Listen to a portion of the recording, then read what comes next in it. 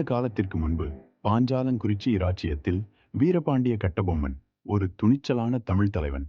ஆங்கிலேயரின் கொடுங்கோன்மையை எதிர்த்து நின்றான். அதிக எண்ணிக்கையில் இருந்தபோதிலும் கட்டபொம்மன் பிரிட்டிஷ் கிழக்கிந்திய கம்பெனிக்கு ஒருபோதும் பணிந்ததில்லை.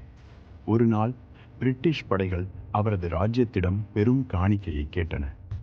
கட்டபொம்மன் மறுத்து, எனது நிலத்திற்கு நான் ஒருபோதும் பணம் கொடுக்க மாட்டேன், என் மக்களின் சுதந்திரம் விலை மதிப்பற்றது என்று அறிவித்தார்.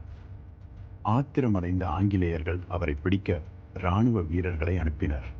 ஒரு கடுமையான போரில் கட்டபொம்மன் தனது வீரர்களை ஈடு இணையற்ற துணிச்சலுடன் பிரிட்டிஷ் படைகளை விஞ்சினார். இருப்பினும் துரோகம் அவரை கைப்பற்ற வழிவகுத்தது. மேலும் அவருக்கு மரண தண்டனை விதிக்கப்பட்டது. அவர் தனது தலைவிதியை எதிர்கொண்ட போது கட்டபொம்மன், இறந்தாலும் என் ஆவி என் மக்களை எழுச்சியடையச் செய்யும் என்று மறுத்துவிட்டார்.